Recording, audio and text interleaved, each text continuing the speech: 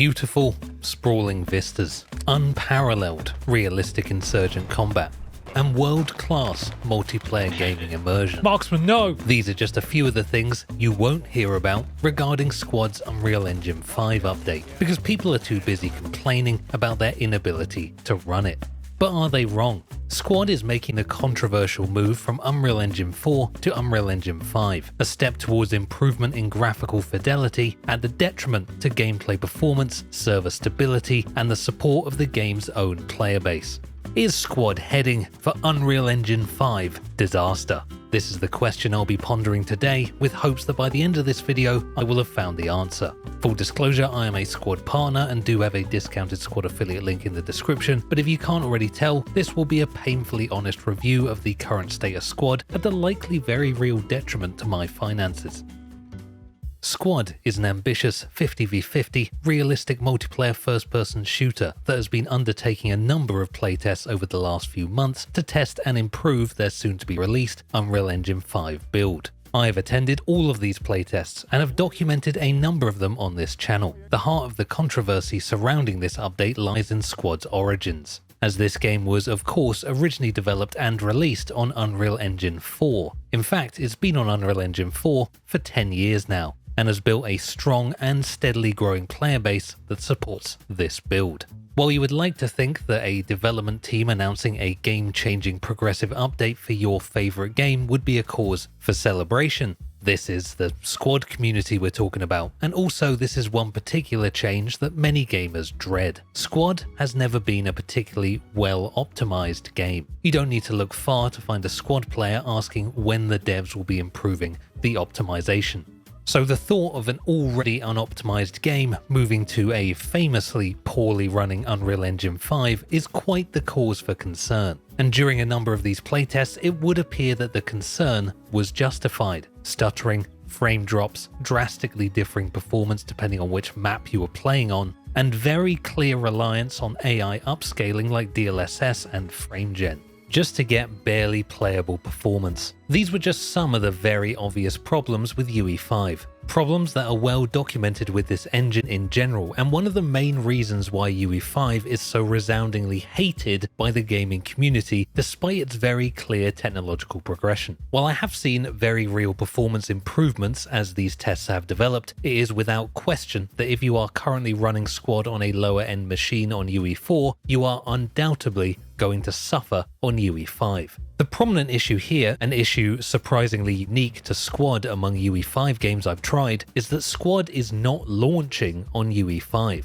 It's taking a game many players have already paid for and are able to play currently and moving that game to an engine a lot of players will not be able to run, effectively banning them from the game they've already paid for, forcing them to upgrade their hardware or go play something else. And to simply tell people to upgrade their ancient nvidea 1080 graphics card is certainly a strategy, and something many angry people in my comments have probably heard, and one worth exploring. I think we can all agree that game development has naturally fallen into generations, particularly for consoles, where as video game technology advances, naturally hardware must progress to support it. On the one hand, I think if you were sitting there disappointed that the latest Call of Duty wasn't launched on your PS2, you'd probably be considered in the wrong. But the PS2 was launched in the year 2000. Meanwhile, the nvidea 1080 was actually launched in 2016. At the time, the PS4 and Xbox One S were the prominent consoles, which some developers do still develop games for. So while the 1080 is certainly outdated, I think there is an argument to be made that some kind of support should be there for it.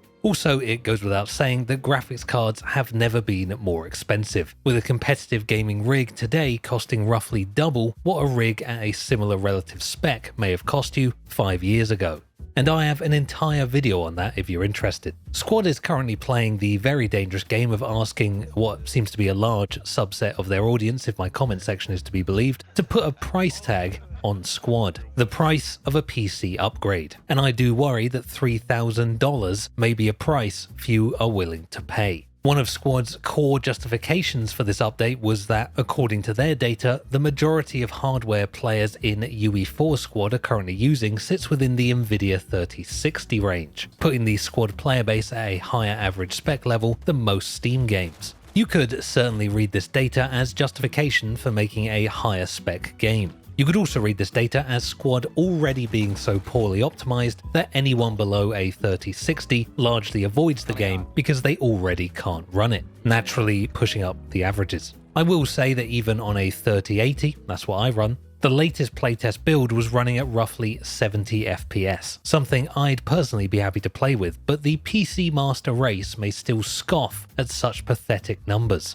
And if that's what you get on the recommended card, it's still not looking good for anyone below that. And when resident off-world developer Howitzer makes a recent blog post talking about how hard the team have been working on the UE5 update that they really hope improves most people's experiences, I think it's fair to say they may not have quite everyone's best interests in mind. So really, the ultimate question Squad is testing, the question that will likely determine whether it will survive a potential UE5 disaster, an update coming whether you like it or not, is: do graphics matter? Should a game sacrifice performance for the sake of technological progression? And should a game that continues to be actively developed sacrifice its own audience to find a new one?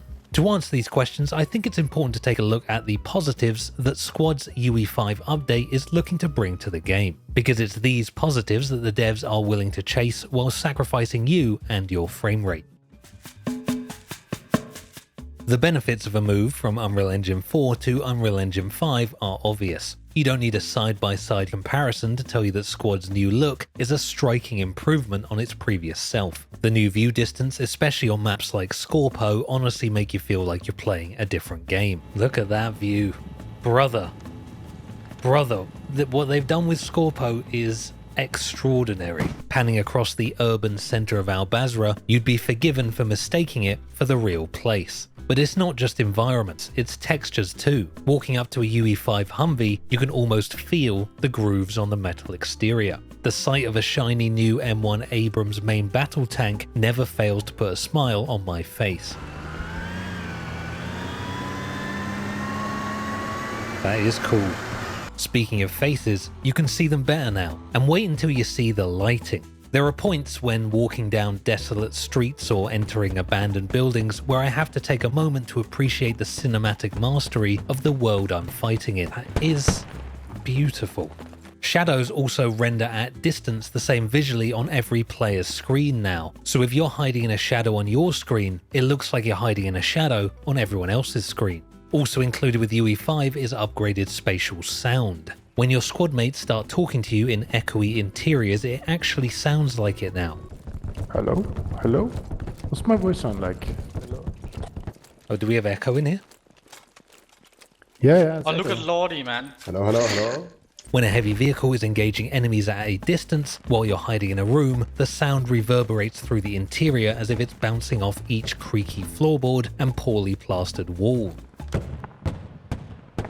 Wow, you can feel the vibrations in the wood in this building through the sound design. Alright, Charlie seems clear. Wow, that is bonkers, man.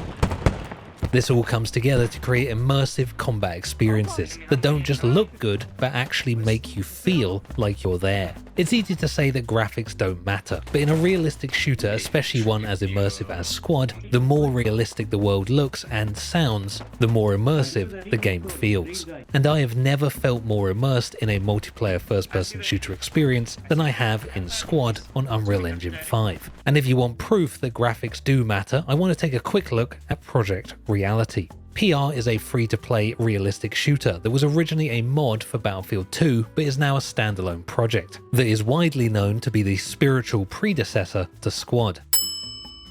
This game, in many ways, is actually better, in my opinion, than Squad, and is honestly one of the best realistic shooters you could currently play. But almost no one does. And the reason they don't is pretty simple. It looks like complete piss. And it doesn't matter how great the teamwork is, how innovative the mechanics are, or how unmatched the community is. When you show this game to someone, they simply don't care about it. And I should know, I've been showing this game to people for years. It's an unfortunate reality that your realistic game, if you want it to be successful enough to financially support the people that made it, has to look a little bit realistic. And UE5 is very clearly one of the most realistic looking engines you can currently use. But UE5 is not just a graphical update. With this update is also the complete reworking of all vehicle physics in the game. As I'm not a vehicle player myself, I find it hard to comment on the nuanced differences between the old and the new build, but the general upshot seems to be that your vehicle will get stuck on things less and have a much easier time scaling objects, with tracked vehicles especially now mounting cars with ease, and low walls no longer being a place where wheeled vehicles go to die. Speaking of death, in UE5, we say a solemn goodbye to the old Al-Basra and an ecstatic hello to the reborn and remastered Al-Basra. The all-new UE5 Al-Basra is the crowning achievement in Squad's UE5 update, and a shining beacon of hope for what the game could become. Al-Basra has been remade with a whole host of new combat areas and environments. I've played this map many times on a number of different layouts and never once felt like I had it figured out. It both feels like an accurate portrayal of the real place while simultaneously making a gameplay environment that you're happy to come back to again and again. This is definitely one of my favourite realistic shooter maps of all time, and leverages everything that Squad's new UE5 build has to offer. And I would love to see the same care, attention, and frankly, map making mastery given to Squad's remaining map rotation. So I think it's fair to say that Squad's new move to UE5 is certainly an exciting one. And if you can run it, it may prove to be the pinnacle of realistic FPS gaming in the modern age. But if you can't run it, Squad now sits in the very unfortunate position of having competition. Competition, the major seal Squad's disastrous state. With what could be a swath of players potentially jumping ship following this update, I'd be remiss if I didn't address Squad's competitors. To begin with, its closest adversary, Arma Reforger. This is not going to be a detailed comparison, that's a whole other video really, but I feel it does need to be addressed. When Squad introduced its controversial infantry combat overhaul over a year ago now, Arma Reforger, while it existed, was very unpopular. It was a barely surviving tech demo that Bohemia Interactive had openly admitted was basically a testing ground for the game they actually cared about, the yet to be released Arma 4. Because of this, many Squad combat overhaul haters didn't really have anywhere to go. Are you taking actual piss? It was either suck it up or complain in every Reddit post or YouTube comment section you could find. And trust me, they did. Some would say they still do. But with the controversial UE5 update, there is now an Arma Reforger shaped life raft. Unlike Squad, Arma Reforger gives you the unparalleled freedom to basically do whatever you want on a large and ever-changing map. It's not just the freedom to dress up in a bunch of cool gear and capture whatever flags you want, it's the freedom to fill whatever role your heart desires, with very few obstacles getting in your way. If you want to spend an evening challenging yourself to long-distance sniping, you can. If you want to fly helicopters, you can. If you want to clown around with your buddies picking mushrooms and holding people hostage in bathrooms, you can do that too. Arma Reforger is kinda the GTA of realistic shooters. Add into the mix the fact that the game actually runs thanks to Bohemia's commitment to their proprietary Infusion engine and careful avoidance of Unreal Engine hell, and it's starting to look like a truly tantalizing option. And let's not forget Bellum. If you didn't know, YouTuber Karmakut is currently making his own game called Bellum, a realistic large-scale modern combat PvP shooter that looks a little bit like Arma, but is also making very promising commitments to teamwork-oriented gameplay that will likely push quite heavily into Squad's niche. This game is still a long way out and is not meant to have even an open beta until the end of 2025, but it's certainly a real contender as a further Squad competitor of the future. It's certainly a bold move for Squad to be making big audience-angering changes with sharks circling in the waters. But of course, Squad isn't just Squad. It would be doing the game a disservice to compare only its vanilla gameplay to its potential competitive counterparts, as Squad is steeped in modding magnificence. Oh my god, get me out of it. Squad has a whole host of impressive mods that each cater to a different audience, with prominent mods like Global Escalation or Steel Division dumbing down vanilla Squad's more punishing combat mechanics, adding night vision and a host of new weapons, or complete overhauls like Galactic Contention's frankly sensational Star Wars mod. Wow, I'm up. What the hell have you revived me in? What is this? Come back here, come back here, come back here. The fact this is in black and white, I feel like I'm in a flashback. These are the diaries of the 501st. Fun fact, Squad's Australian faction was once just a mod for the game. Standalone game Squad 44, previously called Postscriptum, began as a squad mod. The now standalone Starship Troopers also began its life as a squad mod. It's fair to say that Squad is a lot more than its vanilla game, and I'd say the modded portion of the game makes up at least 20 to 30% of the overall player base. It is of course with this knowledge that I find myself concerned for the immediate future of Squad, as mods will be taken down in order to be reconstructed for the UE5 build. This is something that the lead developer of Galactic Contention has told me will be dreadful. While I have no doubt that the UE5 version of Galactic Contention may be the most beautiful thing to ever happen to Star Wars, reaching that point may be a lengthy process. All of this is to say that if you feel like the Squad Titanic is on track to hit a UE5 shaped iceberg, those feelings are certainly justified. But in my opinion, this update is a necessary evil for Squad survival. Squad is not the only game shifting development to UE5. The CEO of Blue Dot Games, the developer behind the yet-to-be-released 83, has also spoken openly about creating their game in UE5. Specifically, talking about having to move their own project from UE4 to UE5 and the struggles that come with that. We're lucky in that we don't have quite the same mass of content that needs to be made nanite friendly and, and thus able to perform well with Lumen, but we still have quite a lot. And so we're going through a lot of pain right now. We reached a decision that we need to address this right now. We don't want people unable to play the game because they don't have a 5 series graphics card. Getting everything set up so that it's as optimized as possible so that we can avoid a lot of the issues which other games are facing. But he ends his statement with a rather important point. But fundamentally, we believe that, Unreal Engine 5 is here now. There's no point in trying to develop the game in Unreal Engine 4. There is just no point developing a game on Unreal Engine 4. And the Squad devs, the Squad investors, in fact most game devs no doubt know all too well that deliberately continuing to develop your game on an outdated engine is absolutely pointless. And if you're looking for a true path to disaster, that is definitely it. I will happily admit that UE5 in general, in my experience, has been a largely poorly optimized mess across the gaming board. I've seen everything from Squad to Grey Zone Warfare to Beautiful Light, all run like trash. But at the same time, Fortnite, the Finals, Arc Raiders, all built on UE5, all run pretty damn well. Arc Raiders is actually praised for how well it runs. I think it would be fairer to say, don't hate the engine, hate the dev.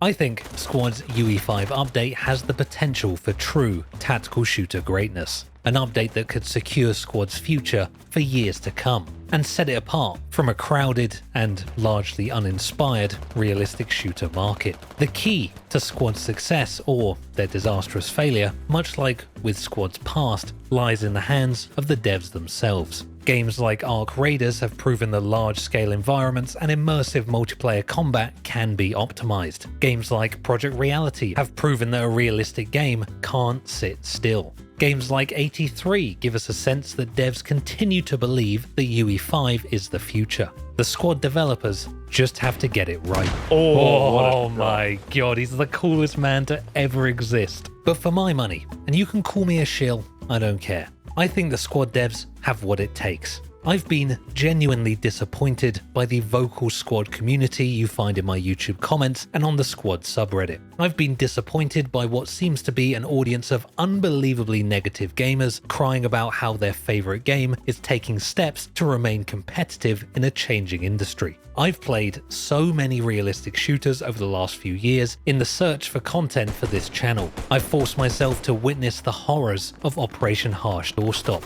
the Barbie dress-up of Ground Branch, the shocking performance of Grey Zone Warfare, the realistic trend chasing of Body Cam, and an ungodly amount of extraction shooters. Yet through it all, Squad has continued to push updates, add content, grow a player base, and prove time and time again that it's not afraid to make the controversial decisions necessary to carve its niche in the realistic shooter world. Squad keeps coming up with new and enticing reasons for people to come back. But the truth is, I always have a reason to come back. Wow. Wow, that is a view.